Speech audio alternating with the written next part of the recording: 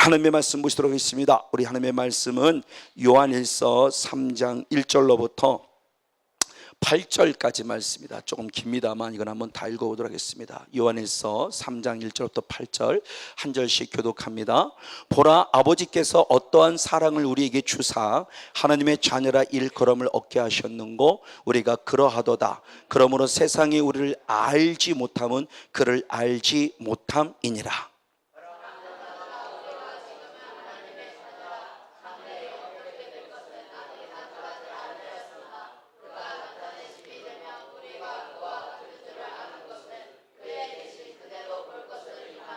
주를 향하여 이 소망을 가진 자마다 그의 깨끗하심과 같이 자기를 깨끗하게 하느니라. 그가 우리 죄를 없이 하려고 나타내신 바 된 것을 너희가 아나니 그에게는 죄가 없느니라.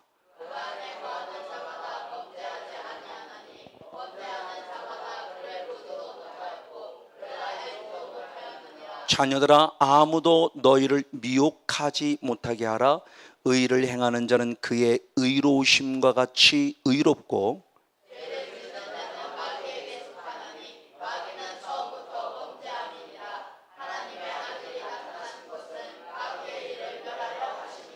아멘, 할렐루야. 네, 이제 오늘부터는 요한일서 3장으로 들어가서 한번 말씀을 나눠보길 원합니다. 주 안에 거하라요. 그러면 주 안에 거하라는 것이 결국 무엇이냐고 했습니까? 무엇 안에 거하라? 말씀 안에 거하는 것이라는 겁니다. 그럼 주 안에 거하고 말씀 안에 거하는 것이 하나님인데, 반대로 하나님 안에 거하지 말고 말씀 안에 거하지 말라라고 말하며 하나님으로부터 떨어지게 만드는 것이 결국 누구라는 거예요? 사단이죠. 그래서 대표적으로 누가복음 22장 31절 32절의 말씀에 예수님이 베드로가 나를 2번 3번 부인할 것에 대한 부분을 다루기 전에 그걸 말씀하기 전에 누가복음에서만 기록된 게 바로 그거죠. 사단이 너를 밀가루듯이 까부를 걸 내가 알았다. 그래서 나에게 청구했을 때 내가 너희들이 믿음에서 떨어지지 않기를 위하여, 하나님으로부터 떨어지지 않기를 위하여 내가 너를 간절히 기도했다고 말하죠. 보십시오. 성령님은 하나님 안에 말씀 안에 거하라. 사단은 하나님으로부터 말씀으로부터 무엇하라? 떨어져라죠. 이걸 경험한 자가 누구냐? 베드로예요. 그렇게 당당히 나는 죽겠을 겁니다. 내가 죽으면 죽을지언정 나는 절대 주님 부인하지 않겠습니다. 그렇게 당당하게 경험했던 그가, 그리고 자기 신앙을 나름대로 고백했던 그가 한순간에 무너졌어요. 조금 전까지도 큰만 성령 충만 받아서 그래 맞다, 이것을 알기는 네 하늘에 계신 내 아버지다라고 말하며 주는 그리스도 살아계신 하나님의 아들을 고백하는 걸 성령의 사람에서 인정했는데, 그러면서 바로 내가 죽을 것이다, 내가 3일 부활할 것이다, 죽음은 아니 되옵니다라고 바로 부인하는 순간부터 사탄아라고 떠나가라고 말하며, 그렇게 오늘 수 없는 사람을 귀신 쫓아내고 많은 병든 자를 고쳤던 그 성령 충만한 베드로 안에 누가 침투했다는 거예요? 사단이. 그래서 베드로를 넘어뜨렸죠. 쓰러뜨렸어요. 근데 예수 그리스도의 간절한 중보 기도가 있었고, 예수님이 사단아 넘어가라는 선포를 통해서 때가 되어서 무엇을 기억하고? 말씀이죠. 네가 나를 닭이 2번 울기 전에 3번 부인하라는 말씀이 무엇했다? 생각났다. 그렇죠? 성령의 기름 부음의 특징이 그거라고 그랬죠. 말씀을 무엇해요? 가르쳐 주시고 말씀을 생각나게 해요. 그 말씀이 생각나서 무엇함으로 말미암아? 회개함으로 말미암아 구원으로 자라가는 건강한 영성의 주인공이 될 수 있었다는 거예요. 그러니까 우리 기름 부음이 얼마나 필요하냐는 거죠. 그것을 경험했기 때문에 베드로가 이렇게 고백하죠. 베드로전서 3장 17절 18절. 베드로후서 3장 17절 18절. 네, 같이 한번 있습니다. 시작. 그러므로 사랑하는 자들아, 너희가 이것을 미리 알았은즉 무법한 자들의 미혹에 이끌려 너희 굳센 데서 떨어질까 삼가라. 오직 우리 주 곧 구주 예수 그리스도의 은혜와 저를 아는 지식에서 자라가라. 영광이 이제와 영원한 날까지 저에게 있을지어다. 아멘. 이걸 경험했기 때문에 결론을 낸 게, 사단이 나를 미혹해서 믿음에서 떨어지고 말씀에서 떨어지고 하나님에서 떨어지게 하는 것을 알고 있으니 떨어지지 말고 주님 앞에 찰싹 달라붙어 굳게 붙어 있어 하나님을 그리스도를 아는 지식 안에 더 건강하게 자라가라고 말씀을 선포하며 베드로전서 베드로후서를 마치고 있죠. 바로 이런 부분입니다. 이게 성령의 기름 부으셔서 여러분이 확실하게 각인되어서 흔들리지 않냐는 신앙. 어떤 역경, 어떤 환란이 온다 할 때 강하고 담대하게 말씀 안에 거하고 예수 그리스도 안에 걸어서 찰싹 달라붙어 있어 절로 열매를 맺는 그런 영적인 주인공들이 되어지기를 주님으로 간절히 축복하며, 우리가 지난주에 말씀을 은혜를 잠시 한번 나누었습니다. 이제 오늘의 말씀은 지난주 말씀에 이어서 3장으로 넘어갑니다. 3장의 말씀을 한마디로 그냥 3장 자주 요한에서 3장 자를 한마디로 간단히 그냥 표현하면 그겁니다. 누가 하나님의 자녀냐, 누가 마귀의 자녀냐 이거예요. 자, 이 마귀의 자녀라는 의미를 잘 생각해야 됩니다. 하나님을 믿지 않는 불신자를 향해서 마귀의 자녀라고 말하는 것이 아니고, 하나님 안에 있다라고 하면서 같이 현재 신앙생활을 하고 있는 그들 속에서 하나님의 자녀라는 신분을 획득했으나 실제로 살아가는 것은 누구와 같이 살아가는 자다? 마귀의 자녀로 살아가는 데 있다라고 하는 얘기를 하는 거예요. 이 마귀의 자녀라는 개념을 하나님을 전혀 안 믿는 불신자라고 생각하지 마세요. 마태복음 25장에도 분명히 말합니다. 세 가지 비유가 있잖아요.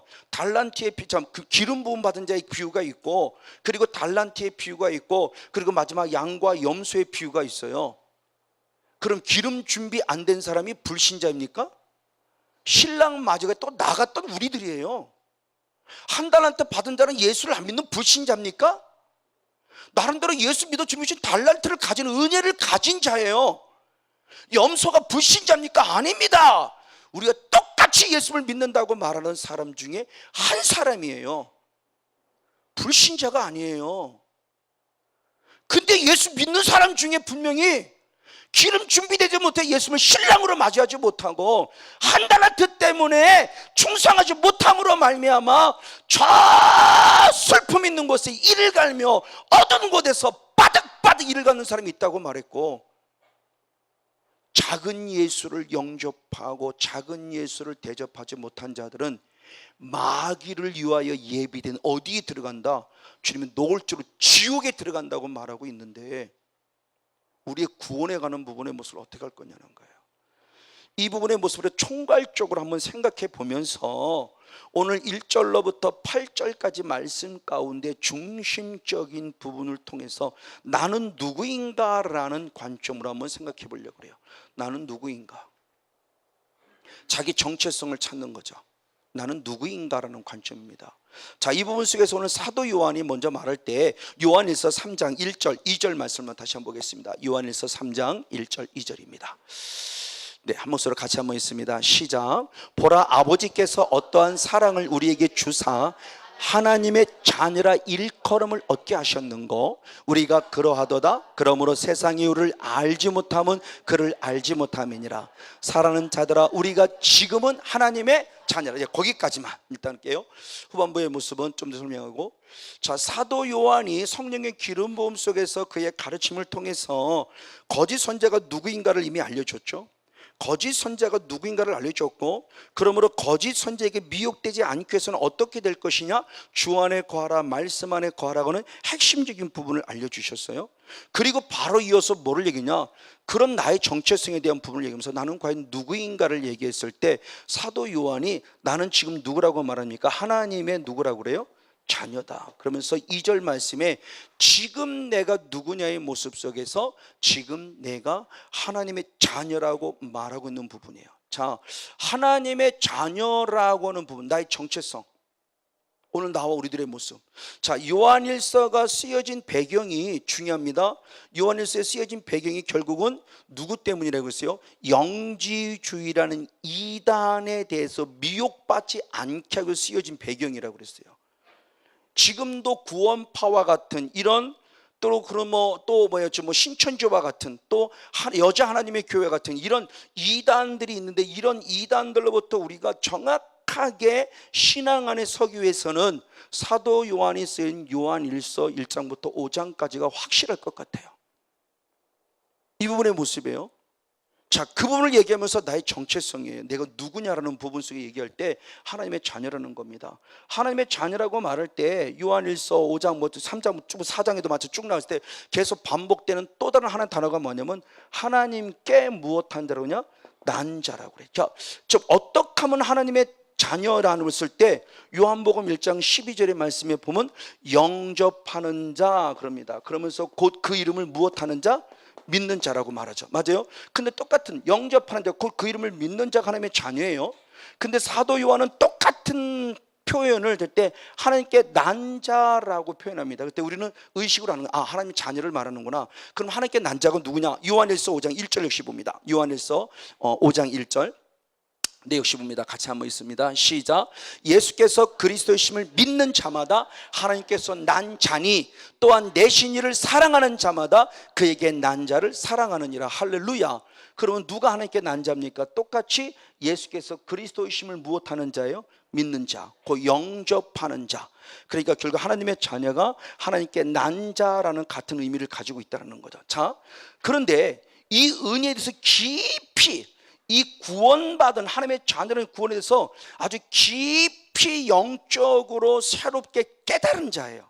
그게 누구냐? 사도 바울이에요.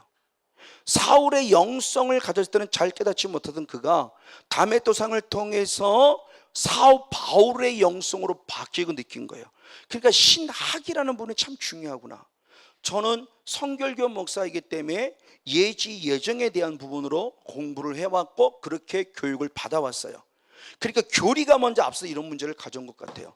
어떤 책이죠. 그 이후에 장로교는 철저하게 예정론에서, 근데 제가 이 은혜를 입고 하나님의 은혜 속에 말씀이 다시 일러져 보니까 예정론도 맞고 예전도 맞고 두 가지가 확실하게 맞는 부분의 모습을 저는 철저히 경험하면서 사도 바울의 이 깊은 영성이 다시 깨달아지는 거예요. 자, 하나님의 자녀 똑같이, 근데 이 하나님의 자녀라는 개념이 우리는 믿어서예요. 믿어서 믿음이라는 부분에 대한 조건부를 자꾸 달아놨는데 사도 바울의 영성은 아니었어요.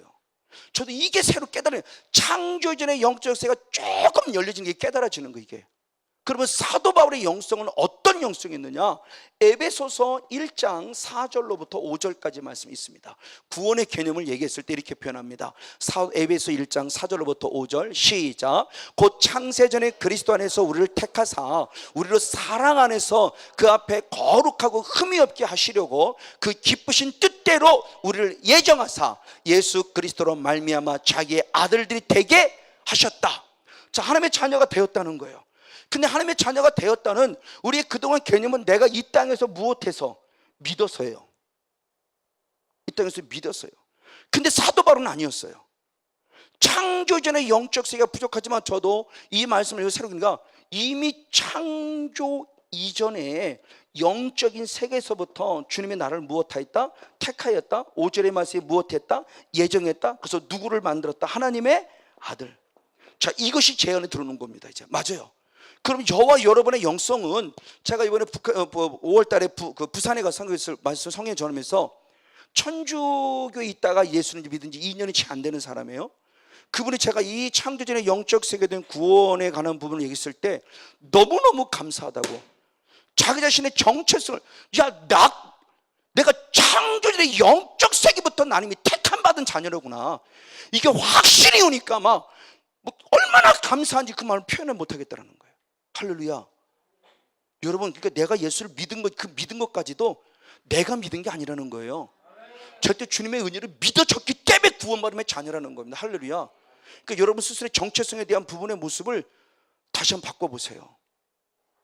저는 이게 깨달아집니다. 맞아요. 왜? 주님은 이미 창조의 영적 세부터 구원받았다. 그래서 그 구원의 모습을 이루시려고 에덴 동산을 주셨다. 에덴 동산에 아담과 하와를 주님이 창조하셨다. 자, 그러면 창조의 영적 세계 개념을 보면은 이 아담과 하와는 언제부터 구원받은 자예요? 창조의 영적 세계 구원받은 자로서 이 구원의 하나님의 나라를 이루시려고 이거 성경의 말씀을 드립니다만 밑으로 내리셨죠. 에덴 동산은 천국의 절대적 100%의 모델이에요. 모델 케이스예요. 그러니까 우리가 생각하는 육의 관점에서 어떤 동산이라는 개념으로 보지 말고 눈에 보이던 하나님의 나라를 보이게끔 만들어 놓은 곳이에요. 그럼 아담과 하와는 하나님을 잘 믿었기 때문에 아담과 하와가 에덴 동산에 탄생했습니까? 아니면 태어날 때부터 구원받으면 태어났어요? 이미 태어날 때부터 하나님 만들 때부터 그는 천국에 거하는 귀한 백성으로 만들어 놨어요. 할렐루야. 근데 오히려 그걸 누구한테 뺏긴 거예요? 마귀한테 죄라는 것 때문에 뺏겼죠. 이걸 다시 회복해 주려고 누구를 보내셨어요? 예수님을 보내심으로 말미암아 회복의 은혜를 주셨죠. 근데 다시 회복할 때는 그냥 회복할 수 없으니까 믿음이라는 하나의 과정을 통해서 회복한 것 뿐이다. 자, 이 모습 속에서 여러분 스스로가 누구냐는 거예요. 내가 예수를 믿었다. 맞아요, 믿었어요. 근데 내가 예수를 믿어서 이 땅에서의 개념으로 보지 말고 나는 태어나지도 않았고 알지도 못했음에도 불구하고 그 이전에 하나님께서 이미 나에게 창조전의 영적 세계부터 구원받은 하나님의 백성으로 만들어서 에덴 동산을 내게 주셨다. 할렐루야. 나는 구원받은 하나님의 백성이라는 확실한 믿음의 반열에 서는 저와 여러분이 되어지기를 주님으로 간절히 축복하고 축원을 드립니다. 너무너무 귀한 거예요. 이것을 알고 있기 때문에 주님께서 우리들의 모습을 어떻게 표현했느냐. 이사야 43장 1절, 이사야 43장 1절 역시 한번 같이 있습니다. 시작. 야곱아 너를 창조하신 여호와께서 이제 말씀하시느니라. 이스라엘아 너를 조성하신 자가 이제 말씀하시니라. 너는 두려워 말라. 내가 너를 구속하였고 내가 너를 지명하여 불렀나니 너는. 자, 그러면 지금 이스라엘 백성들이 이미 택함받은 구원받은 백성이지만 실제로 삶은 하나님의 자녀다운 삶을 사는 게 아니잖아요. 우상을 숭배하면 누구의 자녀의 삶을 사느냐? 마귀의 자녀의 삶을 살고 있어요. 그럼에도 불구하고 하나님은 그들을 누구라고 말하냐는 겁니다. 내가 너를 이미 무엇했다? 구속했다. 내가 이미 너를 무엇했다? 지명했다. 내가 너를 이미 뭐했다? 너를 불렀다. 누구로? 하나님의 것으로. 할렐루야. 아멘. 맞습니다. 이 믿음 안에 서십시오. 강하고 좀 담대하십시오. 죄를 짓지 않았다가 아니라 죄 지었다. 그렇다고 죄를 용납하라는 게 아니에요. 빨리 회개함으로 말미암아 사탄이 나를 향해서 니가 짓게 목사야! 라고 그럴 때 그래! 나는 목사야. 그럼에도 불구하고 목사야! 나는 예수의 피로 이미 제사함 받았어. 네가 감히 나를 정죄해? 어디 네가 남의 감히 정죄해? 예수님도 내 죄를 정죄하지 않으셨어. 나는 그 앞에 무릎 꿇어 죄사함 받았기 때문에 당당하게 너에게 선포한다. 난 하나님의 사랑 아들이야. 하나님의 사랑 딸이야. 주님이 나를 구속하였고 주님이 나를 지명하여 불러내는 하나님의 것이다. 담대하십시오. 담대하십시오. 저도 이거 이 은혜 있기 8년 전에 이거 알았어요. 저 교회 성도 이 얘기 참 많이 했습니다. 근데 여기서 나온 거였어요. 여기서 나오질 않았어요. 근데 지금은 제가 여기서 여러분에게 선포를 하는 겁니다. 제가 이것이 그때도 여기서만 나왔으면 그 사탄의 계획 속에 그 사탄의 미혹 속에 넘어지지 않았을 거예요. 이게 여기서 나오지 않고 여기서 나오니까 지식으로만 나오니까 결국 그들이 미혹당한 데가 헷가닥 넘어져 갖고 그래 맞아. 목회하지 말하려면 목사가 돼 갖고 나도 죽고 성도도 죽고 그럴듯한 합법적인 이유를 대서 저 목회 포기할 뻔했어요. 다시 한번 여러분의 구원 헛된 거 아닙니다. 너무너무 귀한 것입니다. 이미 예수님이 십자가 지시기 전부터 저와 여러분 택함받은 하나님의 백성이에요. 할렐루야. 하나님의 아들이고 딸입니다. 담대하십시오. 선포하십시오. 사탄에게 정죄당하지 마십시오. 사탄에게 무릎 꿇지 마십시오. 내게는 예수님, 내게는 하나님, 내게는 성령님이 계심을 선포하십시오. 나는 그분의 자님을 선포하십시오. 그래서 주님께서 그렇게 찌질하게 고생하는 그 이스라엘 백성을 향해서도 주님은 최고의 극상품으로 만들었으니 이사야 5장 2절의 말씀이나 예레미야 2장 21절의 말씀은 최고의 극상품인 포도나무로 삼으셨고 가장 귀한 포도나무로 삼으셨다고 성경이 말씀해 주셨어요. 그리고 결국으로부터 무엇하길 원하느냐? 아까 읽었던 예레미야 이사야 43장 1절 이후의 말씀에 7절 말씀과 21절 말씀을 통해서 내가 너를 창조하였고 내가 너를 지었다고 말씀하면 왜? 하나님의 무엇을 위해서? 영광을 위해서. 그리고 21절임에서는 무엇을 위해서? 하나님을 찬송케 하기 위해서. 그럼 저와 여러분을 구원하셨어요. 언제부터? 창조의 영적 세계부터. 그래서 최고의 극상품으로 만들어줬어요. 최고의 극상품입니다. 왜? 주님의 영광 받으시려고. 할렐루야. 그리고 주님을 찬송케 하기 위해서. 아멘. 바로 이 영적인 의식, 여러분 스스로 나는 하나님께 늘 구속하여 주님이 불렀더니 강과 담대함 속에 서서 어떤 환경 어떤 조건의 영적 싸움의 승려는 주인공이 되기를 주님을 간절히 축복합니다. 그런데 안타깝게도 잘 아는 대로 누구라는 존재가 들어왔냐? 마귀라는 존재가 들어와서 우리에게 무엇이라는 합법적인 통로, 죄라고 하는 합법적인 통로로 말미암아 하나님의 자녀인 우리들을 지금 누구로 만들어가고 있다는 거예요? 마귀의 자녀로 만들어가고 있다는 것이죠. 한번 요한일서 3장 8절의 말씀을 보겠습니다. 요한일서 3장 8절. 먼저 한번 4절 말씀을 모여서 3장 4절을 보고 8절 2절을 보겠습니다. 3장 4절 8절 시작. 죄를 짓는 자마다 불법을 행하나니 죄는 불법이라. 죄를 짓는 자는 마귀에게 속하나니 마귀는 처음부터 범죄함이니라. 하나님의 아들에 나타나신 것은 마귀의 일을 멸하려 하심이니라. 아멘. 할렐루야. 자, 마귀라는 존재가, 자 보십시오, 에덴 동산이었습니다. 아까 했듯이 이미 창조는 영적 세계부터 아담이 하나님을 잘 믿었기 때문에 구원받은 거 아니에요? 하나님이 창조할 때부터 이미 그는 구원받은 백성으로서 에덴 동산인 천국에 거하는 자였어요. 근데 천국에 거하는 이에게 누가 들어왔냐는 겁니다. 누가 들어왔다고요? 마귀가. 무엇이란 통로? 죄라고 하는 합법적인 통로를 타고 들어와서 결국은 미혹한 거예요. 이때부터가 이제 문제가 생긴 거예요. 그래서 사도 바울이 다시 또 창조 이후의 영적 세계에서 자기의 본질을 또 얘기합니다. 그 본질을 설명한 것이 에베소 2장 한번 3절의 말씀이죠. 에베소 2장 한번 3절의 말씀을 보겠습니다. 에베소 2장 3절의 말씀, 네, 같이 한번 있습니다. 시작. 전에는 우리도 다 그 가운데서 우리 육체의 욕심을 따라 지내며 육체와 마음에 원하는 것을 하여 다른 이들과 같이 본질상 누구였다? 진노의 자식이었다 그래요. 자, 내 본질을 얘기합니다. 창조전의 영적 세계에서부터는 나는 분명히 하나님의 자녀였는데 이 마귀의 모습, 이게 이제 에덴 동산의 영성에 대한 이번 8월 달에 다시 이제 이 부분을 또 다뤄볼 겁니다. 이 에덴 동산 천국을 주시고 이 사단을 쫓아내고 이것을 하나님 나라 만들려고 하면서 정복하고 다스리고 지키라고 명령했는데 정복한 것이 아니라 오히려 정복을 당해버렸어요. 지킨 것이 아니라 빼앗겨버리고 말았어요. 사단에게 무엇이라는 것, 죄라는 합법적인 통로를 두고서 하나님 나라를 결국 빼앗겨버린 거죠. 하나님 나라를 빼앗겨버린 거예요. 그러므로 태어나는 순간부터 안타깝게 누구로 태어났다? 진노의 자식으로 태어났어요. 그러니까 이 진노의 자식이라는 게 결국 뭐냐는 거예요. 그러니까 우리의 본질이 진노의 자녀인데 진노의 자녀의 특성을 보니까 그거죠. 무엇을 따라 살아가는 사람이다? 육체의 욕심을 따라 살아가므로 육체와 무엇이 원하는 대로, 마음이 원하는 대로. 그러니까 진노의 자식을 따라가는 이 모습이 우리의 모습을 어떻게 살아가느냐? 육체를 따라가게 만든 사르키노스라고 하는 육성을 가지고 살아가게 해요.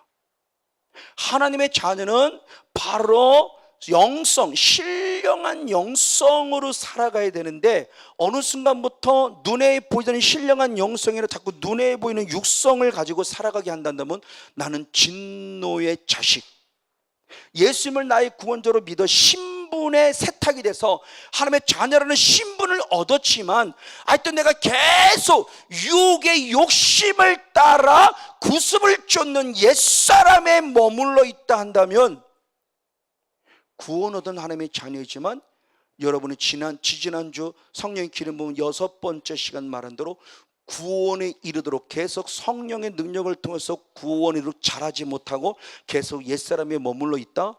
그렇다면 대단히 위험천만하다. 바로 이런 모습 안에서 우리들의 모습이에요.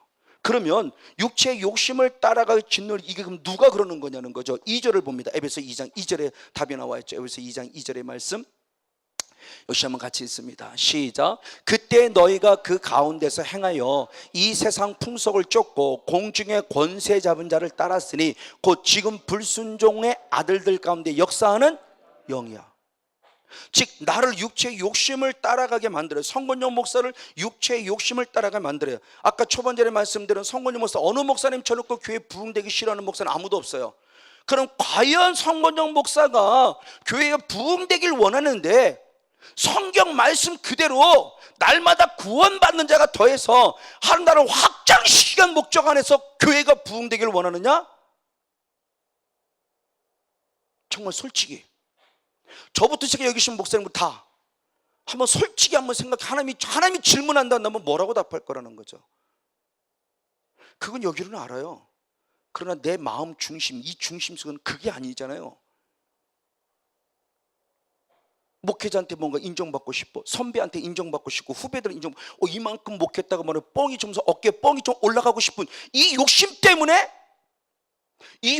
혹시 그러진 않나요? 그리고 직분은 목사예요. 근데 하나님이 과연 기뻐해요? 아니죠. 그러니까 불신자를 전도하기는 어려우니까 결국 작은 교회에 있는 성도를 뺏어갈 수밖에 없죠. 우리 교회 와, 우리 교회 와, 우리 교회 와.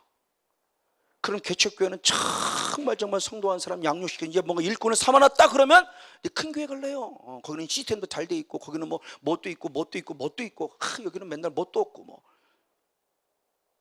그러나 그 교회 부흥이고, 그것이 과연 하나님이 기뻐하는 모습? 다시 한번 우리가 한번 심각하게 한번 생각해 보자는 겁니다. 목사입니다. 하나님의 자녀입니다. 근데 내 안에 지금 육성이 차려서 이 욕심이 가득해서 얼마나 많은 부분 속에 욕심을 부리고 있으면서도 나는 괜찮다? 아닌데요. 욕심이 잉태한 즉 뭐를 낳습니까? 죄를 낳고, 죄가 장성한 즉 뭐가 돼요? 사망이요. 죄도 계속 자라면 결국 사망이에요. 그럼 야고보서 1장 14절 15절 말씀을 쓴 게 불신자를 형성하는 겁니까? 아닙니다. 여기는 성건용 목사를 형성하는, 성목사 너 지금 욕심 부리고 있잖아 임마. 네 욕심 부리는 게 죄고, 그 죄 문제 해결 안 하면 욕심이 죄인 줄 모르고 계속 죄가 자라면 너 지옥이야, 이거 지금 얘기하고 있는 건데, 우리는 맨날 그 불신자 보고 하는 얘기야. 나하고 상관없어? 아니, 나하고 상관없으면 이 말씀이 왜 써 있습니까? 성목사 그렇게 살지 말라고 지금 이 말씀을 쓰신 건데. 근데 우리 그렇게 살아왔잖아요. 그리고 나는 하나님의 자녀예요. 우리는 순전히 현대판 바리새인인데 나는 바리새인이 아닌 척하고 살잖아요. 지금 얼마나 가증스럽게. 그러니까 정말 이게 영의 세계를 모를 때는 정말 저도 아닌 줄 알았어요. 근데 영의 세계를 경험하고 나니까 제가 한 그 모든 목회가 결국 철저하게 자기의였어요. 하나님을 힘써 복종처는 자기 의 속의 목회였던 내 모습이 이게 결국 사단의 도구가 돼 사람의 영광을 가르는 모습 속에 있었을 때 얼마나 하나님은 마음 앞에서 얼마나 사탄은 고소했을까. 바로 이 모습입니다. 이것이 결국 뭐냐, 나를 진노의 자녀로 만든 이 존재가 결국 성경은 분명히 말하죠. 마귀였음을 말하고 있어요. 그럼 그 본질상 진노의 자녀가 불신자냐? 아닙니다. 예수를 믿고 있는 우리들을 향해서 지금 여기서 너희들의 본질을 보라는 거예요. 그 본질이 우리가 진노의 자녀라는 거예요. 그럼 진노의 자녀는 결국 뭐냐는 겁니다. 진노의 자녀의 모습은 바로 이렇게 설명해서 요한복음 8장 24절의 말씀을 봅니다. 요한복음 8장 24절. 네, 같이 한번 읽겠습니다. 시작. 그러므로 내가 저희에게 말하기를 너희가 너희 죄 가운데서 죽으리라 하였노라. 너희가 만일 내가 그인 줄 믿지 아니하면 너희 죄 가운데서 무엇할 것이다? 죽으리라. 너희가 나를 믿지 아니하면, 믿지 아니하는 것이 곧 죄라고 말씀했고, 그 죄 가운데 발면 뭐라고 했어요? 죽는다 그랬어요. 그러니까 결국 진노의 자식으로서 본질상 마귀가 성건용 목사를 계속 무엇을 범하게 함으로? 죄를 범하게 함으로 성건용 목사가 죄를 범할 때 결국 나는 어떤 존재가 되느냐? 사망이라는 죽는 존재가 된다는 거예요. 근데 더 충격적인 말씀은 요한복음 8장 30절 말씀부터 봅니다. 30절. 요한복음 8장 30절. 자, 한번 같이 한번 읽겠습니다. 30절 31절 시작. 이 말씀을 하심에 많은 사람이 믿더라.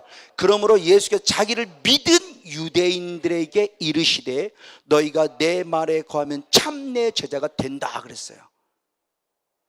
참, 지금 예수님이 이 복음을 통해서 그 말씀을 믿음으로, 그 말씀을 듣고 믿음으로 하나님의 제자들에 대한 모습, 예수를 믿는 유대인들 중에서 예수를 믿는 사람이 되었다는 겁니다. 그러면서 너희가 내 말에 그러면 참내 죄고 진리의 자유하라 그랬더니 그들의 존재가 쭉 설명하면서 내가 무슨 죄를 졌다고 그래 뭐라고 자꾸 막 항변을 합니다. 분명히 예수를 믿는 자들을 향해서예요. 예수를 믿지 않는 자들이 아닙니다. 유대인이 예수를 믿는 자들을 향해서 얘기할 때 44절에 그렇게 표현했어요. 44절. 역시 한번 44절을 봅니다. 요한복음 8장 44절 시작. 너희는 너희 아비 마귀에게서 났으니 너희 아비의 욕심을 너희도 행하고자 하느니라. 저는 처음부터 살인한 자요 진리가 그 속에 없으므로 진리에 서지 못하고 거짓말을 말할 때마다 제 것으로 말하느니 이는 저가 거짓말장이요 거짓의 아비가 되었음이니라. 아멘. 예수님을 믿는 유대인들이었어요. 저는 그동안 저 말씀을 안 읽었냐? 안 읽었죠. 다 알아요. 목사이기 때문에 알아요. 어떤 말씀이 내는지 알아요. 근데 제 의식 속에서는 저 30절 31절의 말씀이 안 보인 거예요. 똑같이 읽었는데 안 보였어요. 그리고 제 의식 속에서는 유대인, 하나님을 믿는다고는 유대인을 향해서 하는 얘기 이렇게만 생각했는데 작년인가 언젠가 요한복음을 다시 읽는데 아니잖아. 예수님을 믿는 유대인들 이제 막 바꿨지만 예수의 말씀을 예수님을 믿는 지금 오늘 나와 우리들을 향해서 하는 얘기구나. 예수를 믿는 나에게 향해서 할 때 네 아비는 마귀야 라고 말하고 있다는 얘기예요. 그러니까 열받는 거죠. 내 아버지는 하나님이고 나는 구원받았는데 갑자기 네 아비는 마귀야 그러면서 마귀 너는 지옥 가야 돼 이러니까 열 안 받습니까? 열받아 보니까 저 새끼 저거 죽여 그러고 예수를 돌로 때려 죽이는 거죠. 십자가 못 박아 죽이는 거예요. 이것이 나와 오늘들은 아닐까요? 아마 지금 성건영 목사가 우리 신앙이 위태합니다, 우리가 지금 마귀단입니다 이렇게 막 얘기할 때 여러분 속에서 거부감 생길 수도 있을 거예요. 왜? 여러분 스스로는 하나님의 사랑하는 자녀라고 생각하고 있기 때문에. 저도 그랬으니까요. 영의 세계를 모를 때는 그랬다니까. 근데 영의 세계를 알고 보니까 얼마든지 가능성이 있어요. 조금 전에 또 요한에서 3장 8절 말씀에 죄를 짓는 자는 누구에 속했다 그랬어요? 마귀에 속했다는 그 개념이 마귀에 낫다라는 개념과 똑같아요. 마귀가 너를 낳았다는 거란 겁니다. 결국 죄를 지음으로 말미암아 마귀가 너를 낳았다는 거예요. 하나님의 자녀라는 신분을 가졌음에도 불구하고 마귀에게 속아 죄를 짓는 순간 나는 천국에서 에덴 동산에서 쫓겨나면서 이곳에서 이 땅에 사는 지옥 같은 인생 속에서 살아가며 이 땅은 현재의 모습은 영적인 모습은 사단의 나라예요. 근데 사단은 이 땅을 하나님은 무엇으로 만들기를 원한다? 하나님 나라를 만들기를 원하시는 거예요. 창조의 영세부터 이미 영의 세계에서 이미 그려놓은 거예요.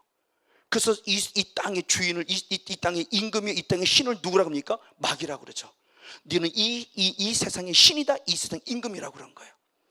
그러니까 이런 모습들 안에서 지금 오늘 우리들이 어떻게 살아가느냐는 거죠. 우리가 영적인 고센 땅, 구별된 교회라고 하는 이 피난처, 영적인 피난처 이곳 살아서 그나마 믿음을 지켜나가고 있는 거죠. 그리고 또 예배를 끝나고 나면 또 세상이라는 곳에 나가서 또 그들과 싸우는 거예요.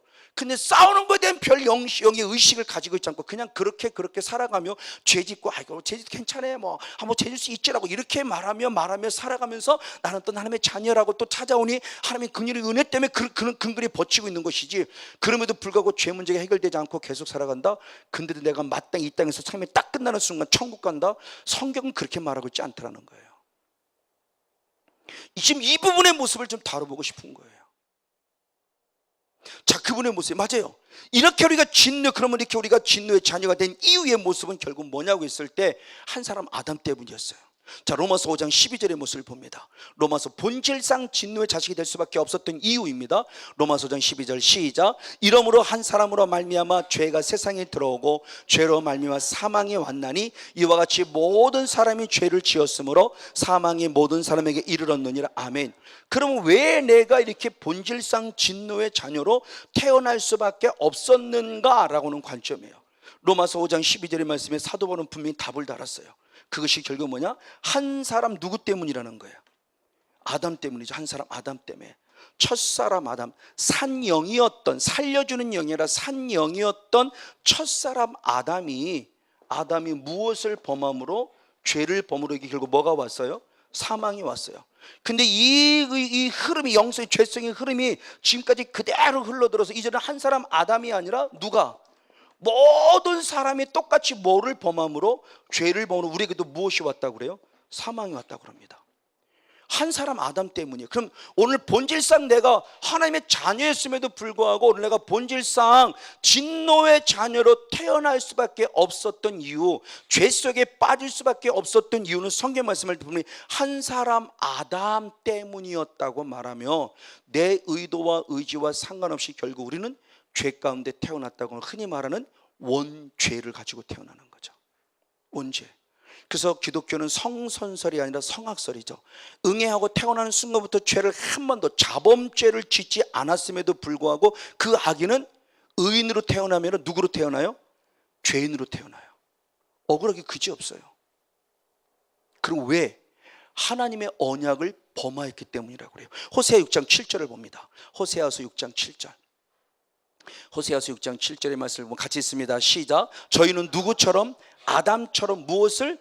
언약을 어겼고 거기서 내게 무엇을? 패역을 범하였느니라. 아멘. 절대 선악을 알게 하는 나무, 이 나무만큼은 먹지 말라는 이 언약을 무엇했어요? 파괴해버린 거예요. 마귀의 미혹에 속아서 이거 먹으면 정령 죽어 그랬는데 너 이거 먹으면 어떻게 해져? 하나님과 똑같아져 라는 말에 쏙 속아 넘어간 거예요. 욕심이죠, 욕심. 하나님의 자녀가 되었다는 것만으로 감사하고 만족해야 되는데 그것에 욕심을 부려서 하나님과 똑같아진다는 욕심이 훅 들어오는 순간 말씀을 파괴해버린 거예요. 그래서 욕심이 잉태한 증입니다. 내 안에 끊임없는 사단의 지금도 욕심을 부리고 계세요. 하나님과 똑같아지려는 욕심. 내 의도는 그것이 없어요. 근데 내 영의 사탄은 그렇게 나를 미혹하는 거죠. 너 이거 한번 살면 똑같아져. 너 계획하는 거 똑같아져라고. 이것이 내 안에 사단의 역사를 통해서 결국 내가 그래 맞아 하나님과 똑같아져. 내가 전혀 혼의 세계나 육에서는 전혀 인지하지 못함에도 불구하고 사단은 내 안에 그렇게 역사해서 결국 죄를 범하게 만들어 나를 죽여가고 있다는 거예요. 이 근원입니다. 그러니까 이 근원이면 이 원죄의 모습이죠. 그래서 로마서 5장 14절 똑같은 말씀을 했어요. 저 이렇게 고백합니다. 로마서 5장 14절을 봅니다. 12절 말씀이에요. 14절 말씀 같이 있습니다. 시작. 그러나 아담으로부터 모세까지 아담의 범죄와 같은 죄를 짓지 아니한 자들 이외에도 무엇이? 사망이 왕노릇해요. 그러니까 아담으로부터 시작해서 모세까지 이르는 그 부분 속에서 즉 율법이 있기 전의 때를 얘기를 하는 거예요. 율법이 있기, 왜? 율법을 통해서 죄를 알았기 때문에 죄를 죄로 여기지 않는 그때의 모습이에요. 13절이 바로 그거죠. 죄를 죄로 여기지 않을 때, 죄가 뭔지 모르는 때임에도 불구하고 그는 태어나는 순간부터 우리는 누구로 태어나? 죄인으로 태어나 결국은 무엇으로? 사망이 왕노릇하는 것으로 빠져갈 수밖에 없었다는 것을 사도들이 정확하게 이렇게 지적해 주고 있는 거예요. 맞아요. 그러므로 태어나는 순간부터요. 이걸 인정한 자가 누구냐? 다윗이죠. 시편 51편 5절 말씀을 봅니다. 시편 51편 5절 한 절 말씀. 네, 한 목소리로 같이 한번 읽겠습니다. 시작.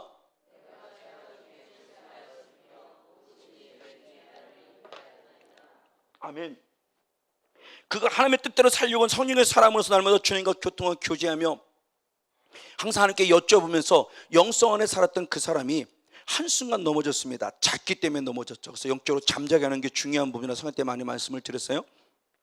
영적으로 잠자지 말자라는 부분 말씀을 드렸어요. 어쨌든 이 모습을 통해서 결국은 음란의 죄를 졌어요. 음란의 죄를 졌을 때 음란의 죄를 숨기려고 결국 남편을 죽이는 살인죄까지 졌어요. 이걸 하나님은 아셨습니다. 그래서 성령의 감동 속에, 성령 우리 죄를 책망하시는 분이라기 때문에 성령의 감동 속에 나단선을 통해서 다윗을 책망했습니다. 그때 그 책망을 듣고 회개할 때 고백이죠. 내가 그렇게 죄인을 인정하는 겁니다. 인정하긴 인정하는데 내가 죄를 지을 수밖에 없었던 그 인정, 즉 내가 죄를 지는 근거가 뭐냐 그럴 때 놀라운 고백입니다. 내가 무엇 중에 출생했다? 죄악 중에 출생했다. 그 죄악 중에 출생한 누구로부터? 모친이 죄 중에 나를 잉태했기 때문이다. 나는 죄악 중에 출생했어요. 아담으로부터 시작된 죄 중에. 근데 그 죄의 모습을 더 가장 근접으로 보니까 우리 엄마가 이미 죄를 지었고 그 죄 중에서 범한 죄를 범했기도 나를 태어났기 때문에 엄마의 죄성까지 흘러 지금 내게 죄를 지을 수밖에 없었다는 요인, 그 근거를 대며 주님 앞에 용서를 구하는 기도의 내용이 지금 시편 51편 5절의 말씀이에요. 이 말씀을 갖고서 우리는 흔히 얘기할 때 이제 우리는 누가 이제 그 단어를 사용하지 못했기 때문에 이 단어를 처음 사용하신 분이 이윤호 선교사님이죠. 이윤호 선교사님이 가게에 흐르는 저주란 단어를 사용했어요.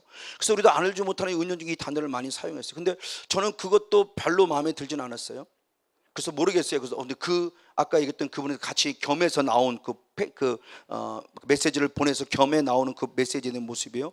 이윤호 선교사가 합신 측인가가 뭔가 잘못되어 지적해서 내가 다시는 가게에 흐르는 저주란 단어를 사용하지 않겠다라고 고백했다고 했고 이렇게 용서를 구했다는 내용까지 쭉 기록이 있는 거예요. 그러니까 그 사람이 이게 가게에 흐르는 저주라는 개념이 결국 잘못됐다는 얘기를 하는 거죠. 모르겠어요. 저는 뭐라고 특별히 말할 수는 없는데 저는 처음부터 가게에 흐르는 저주라는 개념은 그것이 아니지만 그 언어는 사용하지 않았어요. 저는 그렇게 사용했어요. 혈통을 타고 흐르는 합법적으로 혈통을 타고 흐르는 죄성. 의미는 같으시지만 저는 다른 단어로 표현하는 거죠. 합법적이에요. 가장 다윗이 죄를 범할 수밖에 없었던 이유는 가장 근원으로 올라가면 아담이지만 가장 가까이 있는 결국 누구 때문이다? 엄마 때문이다. 엄마가 범한 죄 때문에 내가 무엇 중에 태어났다? 죄로 말미암아 죄인 중으로 태어났다. 그래 내가 죄를 범할 수밖에 없었던 자기의 연약성을 하나님 앞에 빨리 고백하는 거예요. 혈통이라는 합법적인 통로예요. 저희 어머니의 저희 아버님의 혈통 합법적인 통로 때문에 그 영성이 지금 죄성이 내게 흘러서 결국 똑같은 죄를 범하게 만들고 있더라는 거죠. 그것이 결국 저를 사망에 이끌고 있는. 그래서 지금 다윗이 인정하는 거예요. 근데 다윗만 인정하냐? 아니요, 바울도 인정했어요. 바울도. 자, 한번 로마서 7장 24절의 말씀을 먼저 봅니다. 로마서 7장 24절의 말씀을 같이 봅니다. 시작. 오라 나는 곤고한 사람이로다. 이 사망의 몸에서 누가 나를 건져내랴. 저걸 그냥 직역하면 원어를 직역하면 오라 나는 비참한. 왜 이렇게 비참하냐? 내 인생이. 그러니까 예수를 믿기 이전에는 오히려 사랑받고 칭찬받고 인정받았어요. 근데 예수를 믿고 나서부터 맨날 두드려 맞아야 되고 맨날 감옥에 가야 되고 정말 힘든 시간을 지냈음에 대한 모습을 통해서 고린도서 11장의 말씀에 고백하잖아요. 너무 힘들었던 거예요. 맨날 두드려 맞아야 되고 맨날 침뱉음 되고 맨날 배고파야 되고 맨날 감옥에 가야 되고 40에서 모자란 하나의 매를 5번이나 말고 40대를 때는 죽는다는 거예요. 죽기 바로 직전까지만 때렸다는 거죠. 그런 매를 5번씩이나 맞았다는 거예요, 사도 바울이. 그러니까 인생 자체로 따지면 참 비참해요. 그럼 왜 인생이 내가 예수를 믿음에도 불구하고 이렇게 내 인생이 비참하냐라는 거예요. 나는 곤고한 자로다. 왜 이렇게 내 인생이 비참하냐? 저도 그랬습니다. 목회하면서 왜 이렇게 인생이 비참한지. 맨날 성도들한테 원치도 않는 이야기를 들으며 누명을 뒤집어서 오해를 받아야 되고 처음에는 가서 아무나 안 했어요. 한 번 갔다가 한 번 갔어요. 강 선포해서 내가 확인해 볼 거면 이렇게까지 얘기했어요. 그래서 한 번 가서 확인했어요. 그래서 제가 거짓말쟁이 진실임을 밝혀줬어요. 근데 그렇게 밝혀내고 나서 내가 너무너무 마음이 아팠어요. 하나님 다시는 안 할게요. 그거 진실인 거 밝혀졌다고 그럼 성도가 더러져 사랑하고 존경하고 우리 목사님 이렇게 봤냐? 그것도 아니었어요. 똑같이 목사님 계속 속상하게 하더라고요. 그것이 이게 인위적인 방법으로 이게 밝혀진다고 되는 게 아니구나. 그럼 언제 성도의 악한 일, 제 안에 치유되고 성도의 악한 일이 떠나고 나니까 그게 없어지더라고요. 결국 영적으로 아니고는 해결할 수 없다는 거예요. 이게 지금 사도 바울도 그걸 얘기를 하는 거예요. 그러면서 원인을 찾았어요. 그 원인은 19절의 말씀이었죠. 19절 7장 19절의 말씀 올라갑니다. 19절 말씀에 답을 찾았죠. 같이 한번 있습니다. 시작. 내가 원하는 바 선은 하지 아니하고 도리어 원치 않은 바 악을 행하도다. 20절 시작. 만일 내가 원치 않은 그것을 하면 이를 행하는 자가 내가 아니요 내 속에 거하는 죄니라 하면 21절 시작. 그러므로 내가 한 법을 깨달았노니 곧 선을 행하기 원하는 내 안에 무엇도 악도 함께 있음을 알았습니다. 내가 이렇게 인생이 곤고할 수밖에 없는 것은 하나님을 믿기에 내 안에 성령이 계시는 선도 있지만 반면에 이미 나는 본질상 누구로 태어나므로 진노의 자녀로 태어나므로 원치 아니하게 아담으로부터 아니 어머니로부터 아부터르는 그 모습 때문에 내 안에 무엇도 거해서 악도 거해서 내가 원하는 바 선을 행치 아니하고 원치 아니하는 바 무엇을 행하더라? 죄를 행하고 있음을 악을 범하고 있음을 고백하는. 그렇기 때문에 내 인생이 비참하구나, 내 인생이 곤고하구나 라고 고백하면서 영적인 원리를 찾아가죠. 그러면 어떻게 이 죄와 사망의 것을 이길 수 있느냐? 그게 로마서 8장이죠.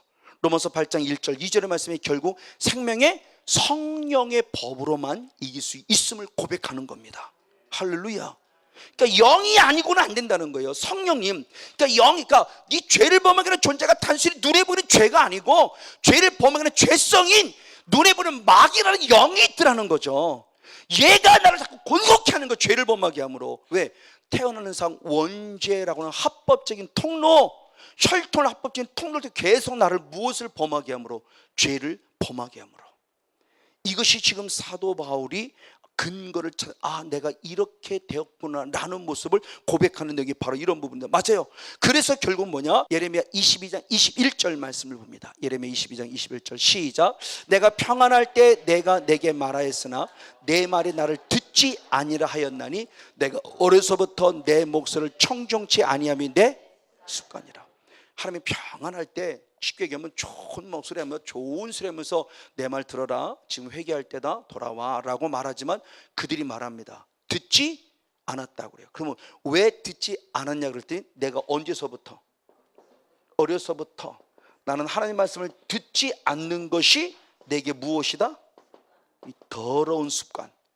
이걸 지금 그들이 모습이 말하고 있는 겁니다. 내가 하나님의 목소리를 청종치 않는 것이 습관인데 언제부터? 어려서부터. 어려서부터예요. 그러니까 우리의 본질을 드러내는 거예요. 창세기 8장 25절 이쪽 나오는 말씀도 똑같은 말씀이죠. 결국 하나님께서 노아를 통해서 그 홍수를 쓸어내면서 새로운 심판을 함을 통해서 다시 새로운 중시조로 세워갔을 때도 하나님이 보실 때 그들이 어려서부터 이미 하나님의 말씀을 청종치 아니한 것, 즉 어려서부터 항상 악했음을 보았어요. 그게 창세기 6장 6절 위의 말씀에도 똑같은 말씀으로, 6장 5절 위의 말씀에도 똑같은 말씀으로 기록되어 있는 모습들이고요. 자, 이것이 우리들의 모습이에요. 왜 어려서부터 그랬냐? 나는 그렇게 태어난 거예요. 내가 원하지 않았지만, 누구를 원망하자이 아니에요. 내 어머니, 내 아버지, 내 할아버지. 그래서 출애굽기 20장 4절의 말씀은 10계명을 주시며 3계명을 얘기할 때 우상을 만들지 말라고 말하며 뭐랍니까? 나는 질투하는 하나님이라고 말씀하며 네 몇 대 1까지?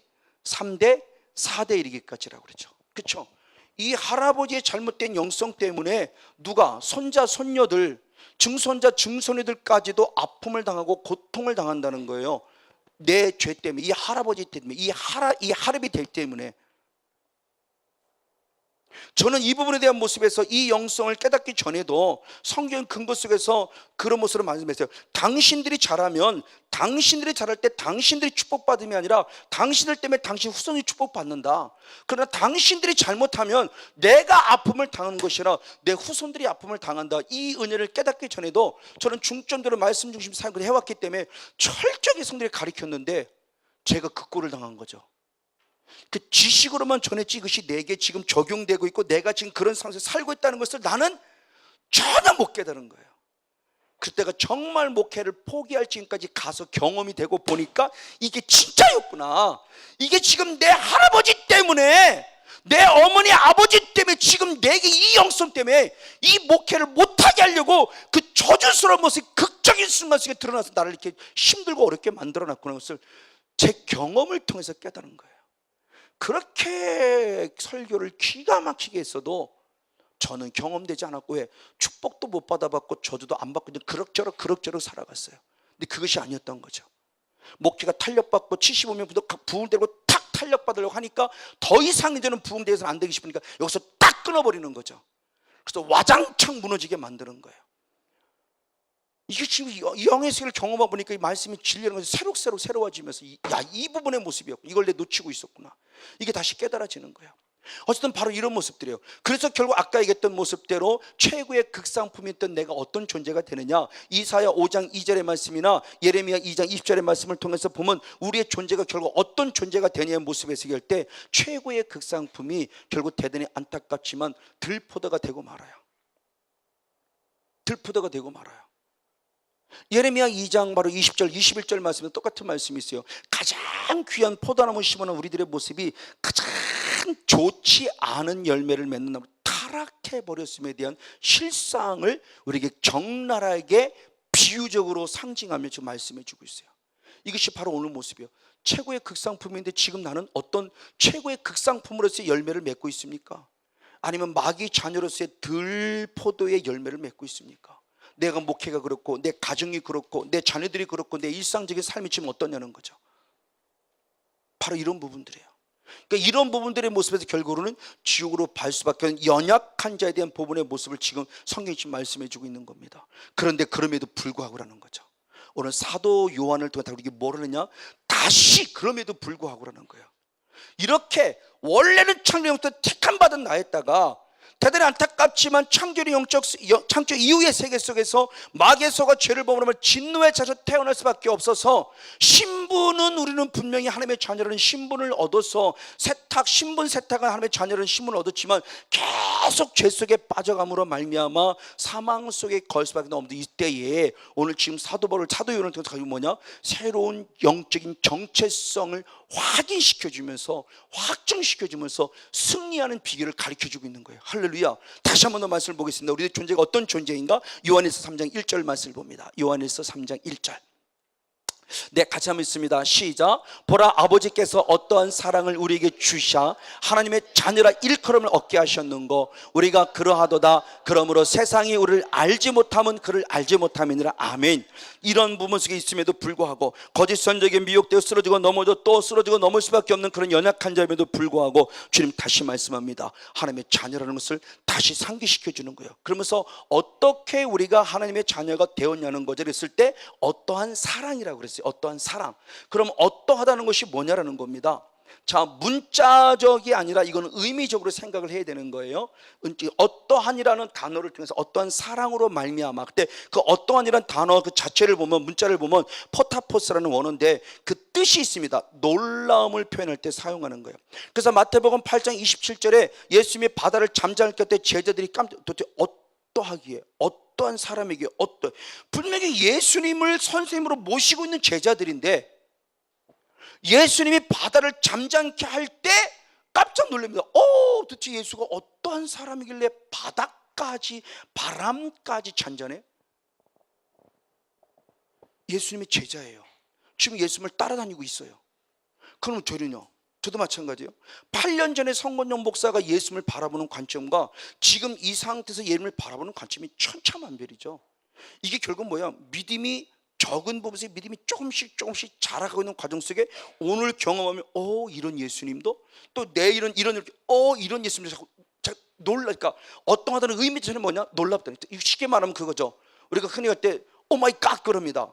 무슨 깜짝 놀라면 어떤 생각할 때 오 마이 갓 그러는 거예요. 그냥 문자대로 하면 당신은 나의 하나님 이런 의미인데 그 의미는 결국 뭐예요? 놀랍다는 거죠.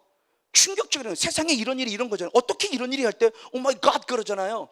그러니까 문자하고 다른 그 의미가 있는 것처럼 어떠하다는 그 의미 자체는 그냥 어떠하다는 건데 의미는 그냥 놀랍다는 표현. 그러니까 하나님의 나를 사랑한 사랑이 어떻게 이 땅에서는 어떠한 모습으로도 표현할 수 없기 때문에 어떠한 사랑이라는 그 어떠한이라는 단어를 사용해서 표현했을 뿐이었다. 그 사랑이 너무너무 놀랍기에 그런 그 사랑은 결국 뭐냐고 잘하는 대로 우리가 아직 죄인이에요. 아직 죄인이에요. 하나님의 자녀라는 신분이 되었음에도 불구하고 아직도 죄인이에요. 의인이라는 신분을 거룩한 하나님의 의라고 하는 분, 하나님의 의에 대한 부분을 나눌 때 이걸 더 정확히 나눠주는데 성회 때 하나님의 의를 좀 나누고 있죠. 어쨌든 성회 때 뭐 또 하나님의 의를 나누겠고 지금으로 본다면 신분은 하나님의 자녀라는 신분을 얻어 새로운 피조물이 됐어요. 분명히 신분이 세탁이 됐어요. 진노의 자녀 하나님의 자녀는 됐는데 아직도 나 안에 누가 살아있기에 옛사람의 성향 그 죄성 조상을 타고다니는 옛사람의 성이 그대로 살아있기 때문에 이것을 통해서 지금 내가 계속 무엇을 범함으로 죄를 범함으로 내가 어디에 서 있다? 또 죄인이라는 모습에 또 서 있을 수밖에 없는 거예요. 그때 주님이 주시는 은혜와 사랑을 나누는 거죠. 로마서 5장 8절을 봅니다. 로마서 5장 8절 말씀 네, 한 목소리로 같이 한번 있습니다. 시작. 우리가 아직 죄인 되었을 때 그리스도께서 우리를 위하여 죽으심으로 하나님께서 우리에 대한 자기의 사랑을 못했다 확증하셨느니라. 아멘. 우리가 아직도 누구예요? 죄인 되었을 때 신분은 분명히 의인이에요. 신분은 하나님의 자녀예요. 하나님을 믿음으로 하면 의롭다 여김을 받은 의인이에요. 그런데 내 삶은 아닌 거예요. 계속 죄 속에 빠져 있어요. 그럴 때 주신 하나님의 절대적 사랑, 이걸 어떻게 표현할 수 없는 어떠한 사랑, 놀라운 사랑, 그래서 당신이 나를 향한 사랑이 거짓말이 아니라 진짜를 확증시켜 준 거예요. 당신의 아들 죽이심으로 말미암아 우리가 이 사랑은 구원을 얻었다는 거죠. 똑같은 표현을 했습니다. 요한일서 4장의 10절입니다. 요한일서 4장 10절의 말씀. 요한일서 10절의 말씀을 같이 한번 읽습니다. 시작. 사랑은 여기 있으니 우리가 하나님을 사랑한 것이 아니요 오직 하나님이 우리를 사랑하사 우리 죄를 위하여 화목제로 그 아들을 보내셨습니다. 아멘. 이게 하나님의 절대적 사랑인 거예요. 이 사랑을 내가 믿음으로 말미암아 결국 뭐예요? 구원을 얻는 거예요. 그 믿음이 결국 뭐예요? 나를 위해 죽으셨다가 나를 위해 살아나신 거죠. 그래서 로마서 10장 9절과 10절 말씀할 때 우리가 입술로 주님을 시인할 뿐만 아니라 하나님께서 죽은 자 가운데 살리신 것을, 예수님을 하나님이 죽은 자 살린 것을 내 마음에 믿으면 구원을 얻는다 그랬어요. 근데 이 예수님이 죽으셨다가 살았다는 것이 결국 뭐냐는 거예요. 죽으셔서 살아난, 다음 주에 좀 더 이 부분의 모습을 또 구체적으로 나누도록 하겠고, 사도행전 17장 31절을 봅니다. 사도행전 17장 31절. 17장 31절 시작. 이는 정하신 사람으로 하여금 천하를 공의로 심판한 날을 작정하시고 이에 저를 죽은 자 가운데 다시 살리심으로 말미암아 모든 사람에게 무엇할 만한 믿을 만한 증거를 주셨느니라. 아멘. 그냥 예수를 무작정 믿으라가 아니라는 거예요. 내가 너를 믿을 만한 증거를 보여줄게. 내가 너를 사랑한다고 말로만 하는 것이 아니라 내가 진짜 내 아들 독생들 죽일게. 그리고 다시 살려낼 거야. 그래서 무조건 믿으라가 아니죠. 믿을 만한 뭐를 주셨어요? 증거, 십자가와 부활이에요. 할렐루야. 이걸 보고도 안 믿어요? 그러면 그건 진짜 죄죠. 우리 하나님이 그렇게 무지망부에 그냥 무조건이라는 그냥 이렇게 말씀하잖아요. 내가 너를 사랑한다 할 때 그냥 사랑한다고 말하면 말로만 거짓말 치는 자, 립서비스만 하신 분이 아니라는 거죠. 확증시켜 준 거예요. 그래서 네가 나를 믿을 만한 증거를 내가 지금 제시하지 않았니? 나를 믿으라는 거죠. 이 믿음을 가지면 너희는 결국 누구다? 하나님의 자녀라는 거예요. 그럼 중요합니다. 그럼 믿음으로 구원을 얻었다로 끝나냐? 아니라는 거예요. 성경은 그렇게 말하고 있지 않은데 오늘 대단히 안타깝지만 저도 그래 왔었어요. 그냥 예수님을 믿으면 믿음으로 구원했다, 이거 다 끝난 것처럼 얘기를 해왔어요. 저도요. 말씀 사역을 한다고 하면서도. 근데 이 은혜를 입고 다시 말씀이 보실 때는 그분의 모습이 아닌 걸 드디어 보기 시작한 거예요. 구원 얻었다로 끝나지 않습니다. 로마서 10장 10절은 9절은 구원을 얻었다예요. 근데 로마서 10장 10절의 말씀은 구원에 이르라예요. 구원을 얻은 건 이미 과거예요. 이미 얻은 거예요. 구원에 이르라는 지금이에요. 그리고 지금 현재로 계속 해져 나가야 될 부분의 모습을 이야기하는 거예요. 이게 교리적으로 흔히 말한다고 하면은 성화와 영화 이르기까지 성화라는 단계죠. 이것에 대한 부분의 모습이 한국에서 대단히 약화가 됐어요. 옥하는 목사님을 비롯해서 이동원 목사님을 비롯해서 누구예요? 갑자기 생각이 안 납니다. 원로로 물러나고 나니까 욕심이, 목회에 대한 욕심이 사라지니까 영혼이 보여지는 거예요. 내가 잘못 목회를 했다. 과연 내 교회 10,000명 중에 얼마나 천국을 갈까라고 했을 때 당신의 저희 동기 목사님 교회, 그 조그만 교회 오셔서 직접 타교단 목사님에도 불구하고 오셔서 뭘 말씀하느냐, 자기는 최고 많이 맥시멈으로 봤을 때 30%가 넘지 않을 것으로 본다고 말하며 한국 교회 타락상을 얘기하고 있대요. 그리고 옥회 목사님은 공개적으로 얘기했죠. 회개의 복음을 전하지 않았음을 회개한다고 하면서 공개적으로 은퇴하고 나서 말씀하셨어요. 이동건 목사님 얼마 전에 작년에 어떤 세미나에서 들은 것이 신문상에 나오는 걸 제가 스크랩에서 가지고 있던 부분이에요. 한국의 복음이 값싼 복음으로 타락했습니다. 구원만 얘기합니다. 그리고 삶이 없습니다. 그리고 천국 간다고 말합니다. 잘못됐습니다. 구원으로 자라가는 신앙을 말하지 않았습니다 라고 말하는 부분을 회개하는 모습으로 역시 똑같이 말씀하는 놈들이 나와요. 은퇴하고 나니까 보이는 거예요.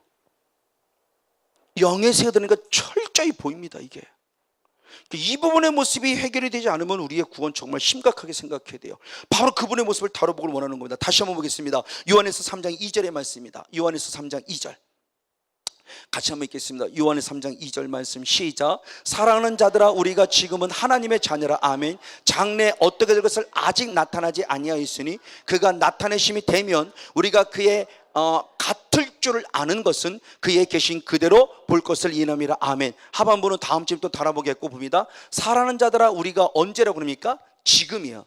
지금은 내가 누구의? 하나님의 자녀예요. 지금은 하나님의 자녀. 그러면서 중요했어요.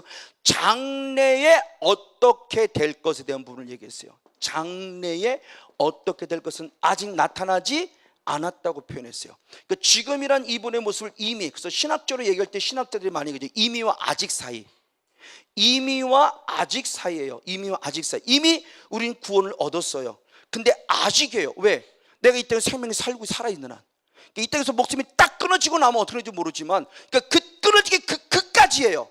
만약 쉽게 예를 들어서 내가 30살에 예수를 믿어 60살에 죽었다면 이 30년의 기간이에요. 이 30년의 기간. 아직 어떻게 살아야 할 것이냐는 거예요. 이게요. 아직.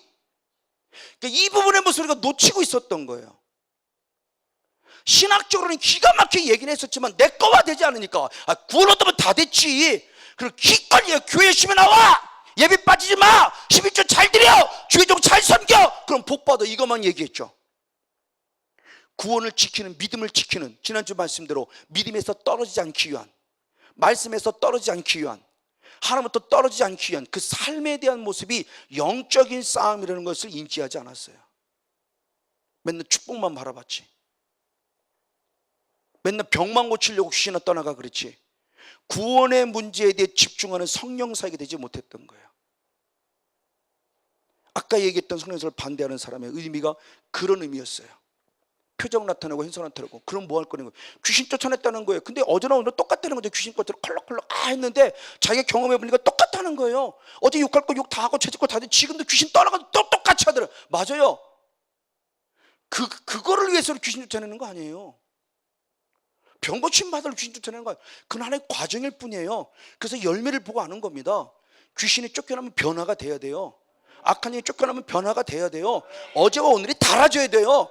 근데 아무리 귀신 쫓아내고 홀록홀록거리고 소리 지르고 뭣도 봤다 그러고 막 환상도 한다고 뭐다 그러고, 그도 어제는 오늘 또 아니 어제보다 더 악해지면은 당연히 하나님의 영광 가리우고 성령사를 많은 사람 볼 때 그 가짜라고 말하죠. 그거 거짓 선지라고 말하죠. 그거 이단이라고 말하죠. 저는 그분들 보고 감히 틀렸다고 말하지 않아요. 우리가 잘못된 거예요. 정상적으로 가는 우리가 잘못된 거예요. 아름다운 열매를 맺지 못한 거예요. 그럼 이 사역을 경험한 내가 아름다운 사역을 맺으면 그래 거기 같으면 가 이렇게 되겠죠. 거기가 진짜야 가 그러겠죠. 그러니까 인격적인 성령 하나님을 만난 우리의 거룩한 사역이 되는데 그것이 되지 아니한다면 이분의 모습이에요. 맞아요. 그럼 임이라는 모습을 완성하신 분이 누구냐? 히브리서 10장 10절 12절 14절의 말씀을 봅니다. 이 뜻을 쫓아 예수 그리스도의 몸을 단번에 들이심으로 말미암아 우리가 거룩함을 얻었노라. 아멘. 12절 14절.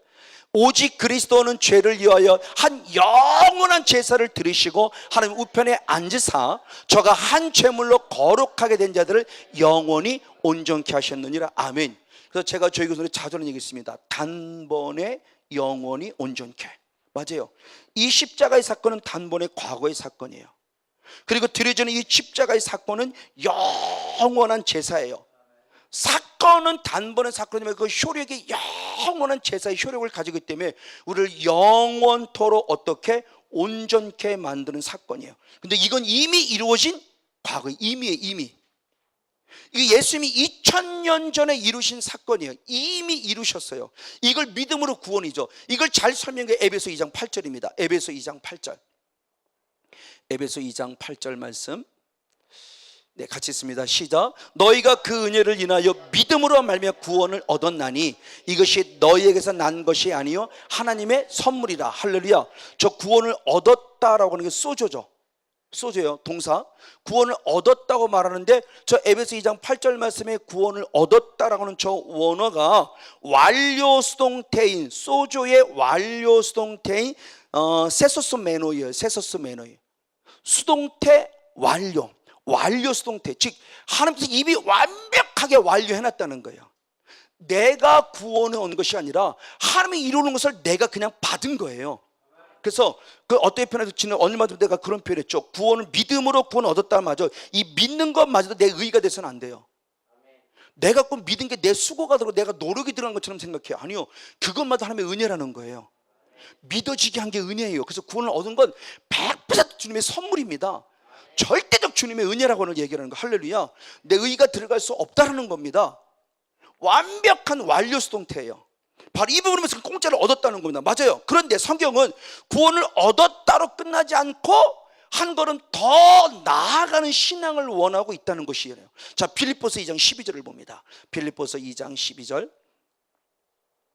빌립보서 2장 12절 시작. 그러므로 나의 사랑하는 자들아, 너희가 나 있을 때뿐 아니라 더욱 지금 나 없을 때도 항상 복종하여 두렵고 떨림으로 너희 구원을 이루라 그래요.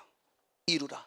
자, 구원에 이르라고 하는 에이스가 아닙니다. 뭐뭐 안으로라는 전반적인 모습은 구원에 이르라라고 하는 계속해야 될 모습에서 전치사 에이스가 아니고 구원은 이루라라고 하는 부분이에요. 자, 저 구원을 이루라고 할 때 이루라는 원어는 결국 무엇이냐면은 카테르 가조마이는 원어인데 카테르 가조마이 원어의 중간태 디포동사. 디포동사라는 중간태 디포동사의 의미를 잘 생각해야 돼요. 우리가 가지고 있지 않은 부분이에요. 그럼 중간태 디포동사라는 의미는 결국 뭐냐 그랬을 때 이루라라는 것이 카테르 가조마예요. 카테르 원어를 얘기하면 만들다라는 뜻이에요. 만들다. 구원을 만들라는 거예요. 구원을 이루라는 게. 근데 여기서 말할 때 디포동사인데 카테르 가제스테인데 카테르 중간태 디포동사의 뜻이 뭐냐? 하나님이 돕는다라는 전제 조건 하에서 하라는 겁니다. 주님의 명령이에요. 하나님이 안 도우시는데 하라는 명령이 아니라 중간태 디포동사의 의미는 뭐냐? 내가 너를 반드시 돕겠다는 게 기본이에요. 그게 밑바탕이 깔려 있는데 하면서 명령입니다. 이게 중간태 디포동사의 명령형이에요. 그러니까 구원을 이루라는 것은 결국 뭐냐? 내가 너를 돕겠다는 거예요. 근데 네가 구원을 이루어 가야 한다는 거예요. 자, 의미를 잘 생각해야 돼요. 그러니까 중간태 디포동사라는 의미가 결국 뭐냐는 겁니다. 그거에 대한 설명을 잘한 모습입니다. 자, 이 모습이에요. 그것을 결국서 어떻게 하시냐는 겁니다. 빌립보서 2장 13절에 바로 설명을 합니다. 빌립보서 2장 13절 12절 방금 읽었죠. 13절에 있습니다. 13절 시작. 너희 안에서 행하시는 누구시니? 하나님이시니 자기의 기쁘신 뜻을 위하여 너희로 소원을 두고 행하게 하신다. 아멘. 자, 보십시오. 구원을 이루라 그랬어요. 이룬다. 자, 우리말로 이루라 그랬는데 또 다른 말로 말하면 카테르 가조마이 원어를 따라 보면 결국 뭐냐면은 만들라, 짓다 이런 의미입니다. 구원을 만들어 가라는. 근데 이 만든다라는 원어 의미가 뭐냐? 13절의 설명이죠. 자, 분명히 있어요. 내 안에서 일을 행하시는 분은 누구예요? 하나님이세요. 내 안에서. 이분이 돕겠다는 거예요. 돕기는 돕는데 그 도우시려고 주님이 내게 무엇을 주시냐? 감동을 주셨다는 거예요. 나이로 뭐를냐? 소원을 뒀어요. 너희로 소원. 그래서 주님께서 지금 성권영 목사에게 하고 싶은 일이 있을 때 흔히 말하듯이 감동을 주세요. 아, 기도해야 되겠다. 감동이 왔다는 거예요. 이 감동이 왔다는 것은 이미 내 안에 누가 일하고 있다? 하나님이 계속 일하고 계신다? 근데 일하고 있다로 끝나면 안 됩니다. 그럼 기도해 주세요. 이건 아니에요.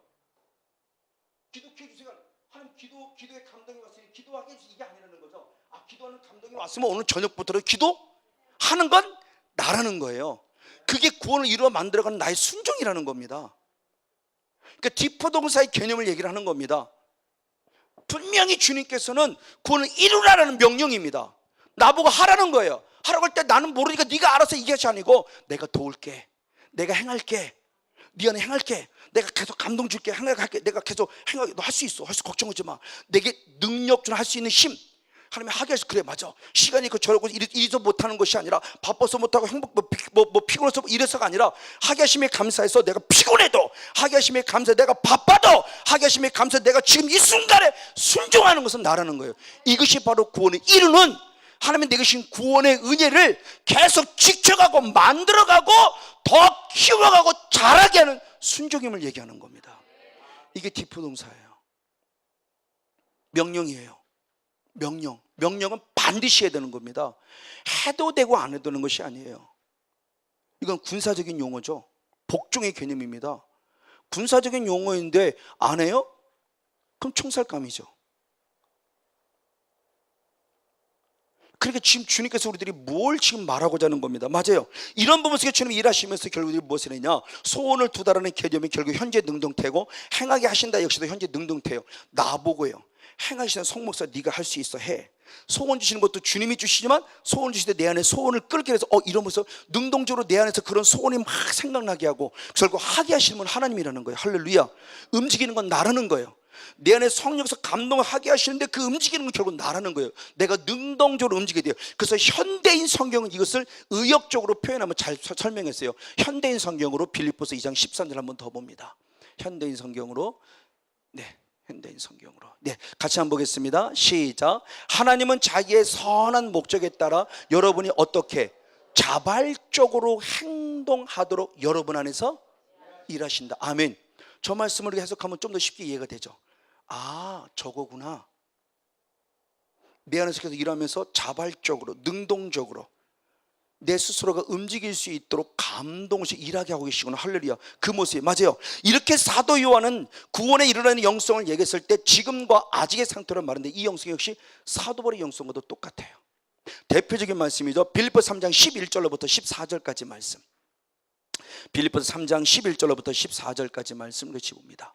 역시 같이 있습니다. 시작. 어찌하든지 죽은 자 가운데서 부활에 이르려 하노니 내가 이미 얻었다 함도 아니요 온전히 이루었다 함도 아니라 오직 내가 그리스도 예수께 잡힌 바 된 그것을 잡으려고 쫓아가노라. 형제라, 나는 아직 내가 잡은 줄 여기지 아니하고 오직 한 일, 즉 뒤에 있는 것은 잊어버리고 앞에 있는 것을 잡으려고 표대를 향하여 그리스도 예수 안에서 하나님이 위에서 부르신 부름의 상을 위하여 쫓아가노라. 아멘. 그러니까 그리스도를 아는 이 고상한 지식을 얻고 자기의 모든 것을 다 배설물로 다 던져버린 그가 오직 이제는 예수님을 따라 십자가의 복음만에 설 뿐만 아니라 마지막 남은 우리의 소망, 아직이라는 부분 속에 부활의 소망을 가지며, 그 부활의 소망이 내게 아직 이루어지지 않았어요. 이미 얻었다 함도 아니요 이미 이루어졌다 함도 아니라, 그렇죠? 현재 십자가의 사랑 안에서 이미 예수님이 이루어진 사건의 모습은 내 사건이 되어서 그것이 내가 구원 얻은 자는 되었지만 마지막 소망은 나도 주님처럼 살아야 될 부활이에요. 그 부활, 구원에 이르는 그 신앙, 그 신앙을 가기까지의 모습에서 남이 이미 이루었다 함다니도 그 아직이라는 개념 속에서 나는 뒤에 있는 지금까지 한 모든 걸 다 잊어버리고, 지금까지 벌써 내 의가 될 수 없고 자랑이 될 수 없고, 나는 앞으로 아직 남은 그 앞을 향해서 부지런히 주님만을 쫓겠다는 신앙의 고백. 이게 디모데후서 4장 7절 말씀에 내가 선한 싸움을 싸우고 나의 달려갈 길을 마치고 믿음을 지켰다. 왜? 8절에 의의 면류관, 생명의 면류관 때문인데, 나만 아니라 나처럼 미래 소망을 두고 살아가는 모든 자를 동일하게 주시는 주님의 은혜라고 말하며, 생명의 면류관의 소망이요 생명의 면류관의 초점이 있음을 말하며 그 영적 싸움을 싸웠고 믿음을 지켰음을 고백하죠. 이거예요. 이 신앙입니다. 맞습니다. 그러므로 결국 뭐냐? 히브리서 9장 28절의 말씀을 봅니다. 이게 예수님께서 우리에게 동일한 말씀을 하시죠. 히브리서 9장 28절 말씀, 이미와 아직 사이에서 같이 있습니다. 시작. 이와 같이 그리스도 많은 사람의 죄를 담당하시려고 단번에 들이신 바 되셨고 라고 말하며 과거 이건 이미 내가 했다는 겁니다. 이미 나는 구원을 완성하셨다는 거예요. 그러면서 구원에 이르게 하기 위하여 죄와 상관없이 자기를 바라는 자들에게 두 번째죠. 자, 이미 이루셨고 아직 이루지 못한 것을 이루시려고 두 번째 나타나신다. 우리 잘 아는 대로 재림이죠. 주님이 다시 오신다는 거죠. 구원을 단번에 십자가 생활을 완벽하게 이루신 그 사건의 모습에서 이제 구원에 이르게 하기 위해서, 지금 수많은 사람이 먼저 죽어서 가서 아직의 단계를 완성하신 분도 있는가 반면에, 내가 살아있을 때 주님이 다시 오실 때 신앙 안에서 아직이라는 단계를 이루어 가기 위해서 다시 죄와 상관없이 주님이 오실 때는 심판주로 오시는 거죠. 초림에 임하신 예수님은 구원자로 오셨으면 두 번째 재림의 예수님은 구원자가 아니라 심판자로 오십니다. 심판자의 모습은 결국 뭐냐? 어떤 사람은 구원에 이르게 해서 천국일 것이고 어떤 사람은 지옥일 것이고, 이것을 위해서 친히 오신다는 거예요. 그래서 결국 뭐냐? 구원에 이른다라고 하는 아직의 신앙이 어떤 신앙을 가지고 살 것인가 대해 성경에 말하고 있으니 우리의 말씀을 허립니다. 히브리서 10장 38절 39절.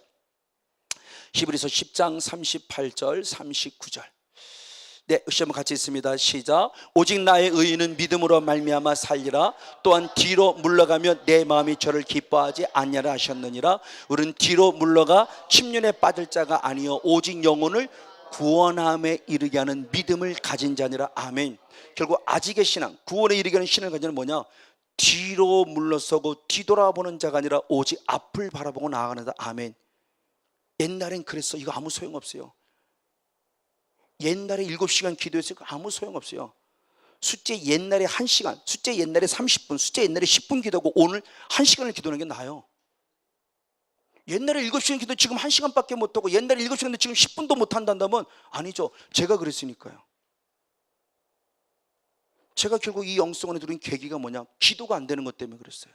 목사인데 기도가 안 돼요. 죽겠습니다. 정말 아주.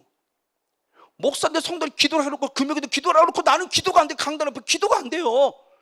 정말 어떻게 기도를 전혀 뭐로 표현해야 되는지 막 백지 상태라서 전혀 기도가 안 돼요. 회개부터 시작해 기도가 되고 중보기도 성도를 기도해야 되는데 그게 전혀 기도의 줄기가 안 잡혀요. 그래서 저는 기도가 안 된다는 사람의 마음을 100% 이해해요. 하려고 하는 마음이 오면 아니요, 하려고 하는 마음이 있는데 기도가 안 된다니까. 이걸 어떻게 표현해야 돼요? 이걸 유괴 조건으로서 어떻게 표현할 수가 없습니다. 저는 기도가 안 된다는 분을 알아요. 사탄을 딱 사로잡혀 버리니까 기도가 안 됩니다. 그러니까 이때는 결국 옆 사람이 중보하며 기도하는 수밖에 없어요. 물론 본인의 믿음의 의지도 있어야 되죠. 기도했더니 저는 그건 있었어요. 얼마나 힘들었냐? 수협이 끝나고 제가 강단 치워놓고 여기서 내려와서 무릎 꿇었다니까. 우리 집사님 권사님 다 나오라고 그래갖고. 그래서 내가 어깨 좀 나 좀 기도 좀 해달라고 했어요. 내가 죽겠다. 나 살고 싶으니까 나를 이렇게 그렇게 할 정도로 제가 막 정말 죽을 것 같았다니까요. 목사가. 그렇죠. 예전에는 안 그랬어요. 근데 어느 순간 기도가 5분도 10분도 안 됩니다. 유일하게 하는 기도는 아버지 나 살고 싶어. 나 좀 살려주세요. 하나님 나 좀 살려주세요. 그때 이 악한 영이 저를 알았으면 사탄을 떠나가도 명령이 있을 때 그것도 못했어요. 저는요. 영의 세를 모르니까. 목사가 성경 사탄도 기록되고 귀신도 다 기록되어 있어도 그 악한 영이 어떻게 역사하는지 전혀 머리에서만 인지가 안 되니까 전혀 이걸 모르는 거예요. 그러니까 사탄은 떠나가는 소리만 한 번 못 해봤어요. 쫄딱없이 당했죠. 그때 하나님의 은혜를 기쁨 이종소 목사를 만나고 이게 내 안에 이게 불교의 영을 통해 타고 들어온 이 합법적인 통로를 타고 온 그 어둠의 정체를 가서 얘가 끄집어내고 나서 오늘까지 기도 안에 승리하고 있는 겁니다. 할렐루야. 기도가 안 돼요. 말씀이 안 보입니다. 말씀이 안 들립니다. 말씀이 안 깨달아집니다. 다 이런 부분들이 여기 영적인 거예요. 그러니까 과거의 모습 오히려 과거 못했다가 지금 하는 게 더 잘해요. 그러니까 저 후임 목사 들어갔는데 전에 그 신목사님이 너무너무 잘해놨으면 아무리 젊은 목사 잘해와도 잘한다는 소리 못 들어요. 근데 전임 목사가 조금 잘못하시면 후임 목사 딱 조금만 잘해보세요. 우리 목사님 최고 좋다고 그러죠. 맞아요. 어제 10시간은 중요한 게요. 오늘도 하는 게 중요해요. 시간 뺏기지 마세요. 자꾸 뒤돌아보지 마세요. 아까 읽었던 빌보스 3장 12절도 똑같은 말씀이죠. 뒤에 있는 거 자꾸 잊어버리고 오늘 앞에 것을 잡으러 가는 신앙.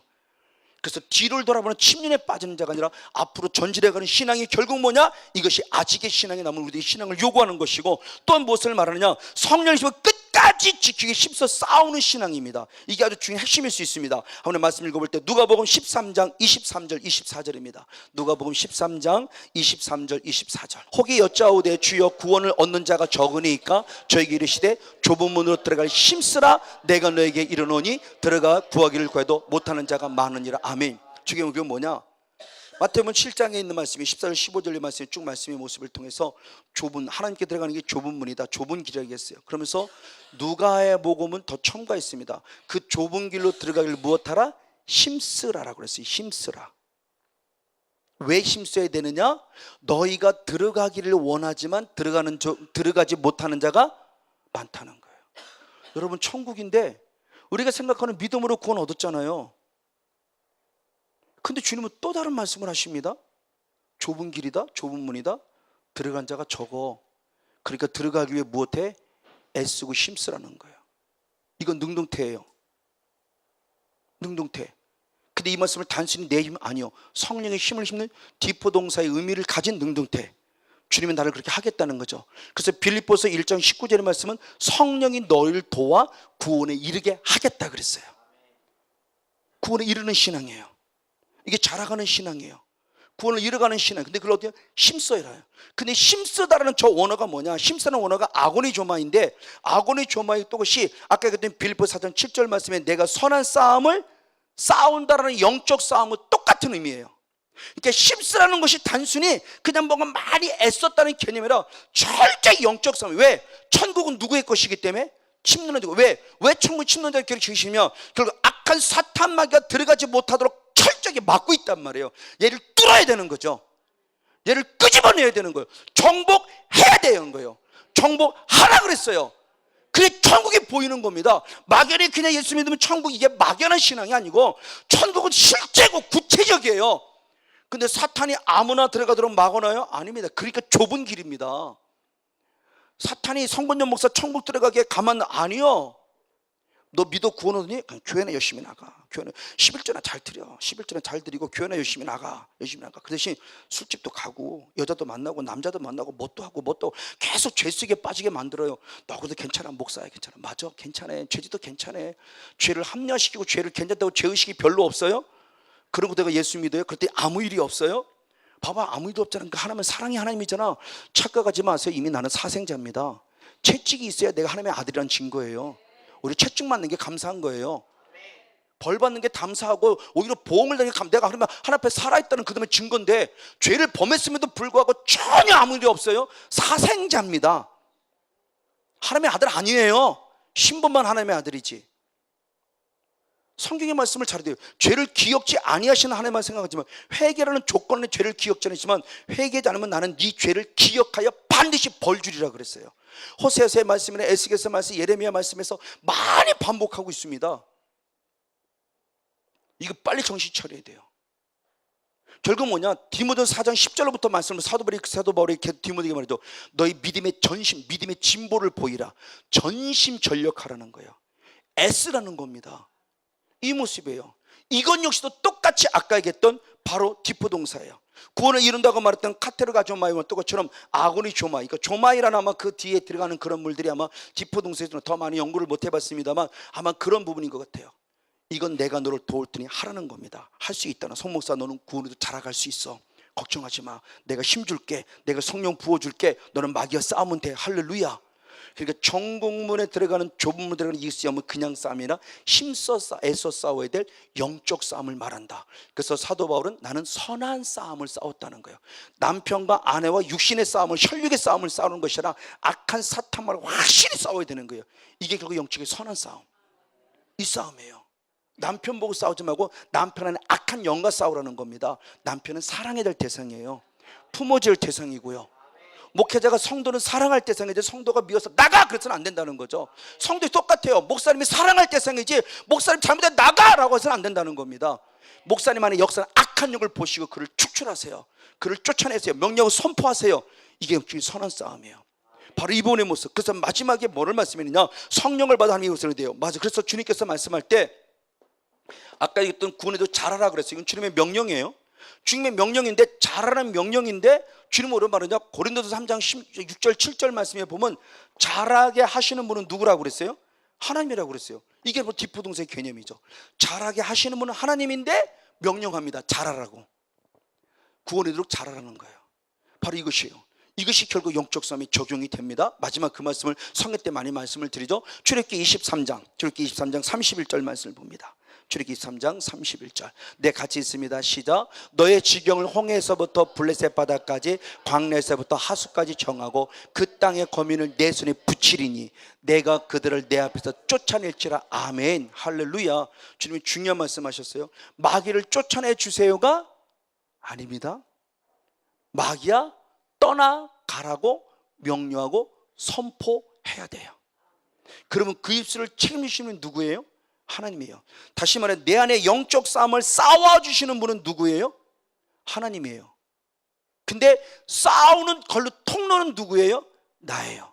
무엇을 통해서? 명령하고 선포함을 통해서. 자, 골리앗과 싸우는 다윗을 이해하면 됩니다. 전쟁은 하나님께 속했다고 말하며 전쟁을 승리케 하시는 분은 누구예요? 하나님이에요. 그럴 때 하나님, 저 골리앗을 죽여주세요, 이게 아니에요. 그 골리앗을 쓰러뜨리기 위해서 물맷돌을 던진 자는 누구였어요? 다윗이요. 나의 순종을 요구하는 거예요. 우리 거룩한 헌신을 요구하는 겁니다. 내가 물맷돌을 던졌더니 그 한 방의 물맷돌을 통해서 정확하게 골리앗의 이마에 맞춰 쓰러뜨리게 만드시면 누구다? 하나님이시다. 할렐루야. 돌을 던지는 것까지는 나예요. 그 다음에 돌을 통해서 일하시는 분은 누구예요? 하나님. 이게 영적 싸움이에요. 그래서 힘쓰라는 게 바로 그겁니다. 돌을 던지는 건 나고 명령을 선포하는 건 난데, 내가 명령을 선포할 때 주님이 내 입술을 책임져 주세요. 그래서 사무엘의 말에 하나도 땅에 떨어지지 않았다는 것은 사무엘을 감독 선포케 하시는 하나님이었고, 그래서 선포한 것은 사무엘이었지만 그 말을 책임져 주시는 분은 누구였다? 하나님이었어요. 선포케 하신 하나님께서 말을 책임져 이루어 주셨어요.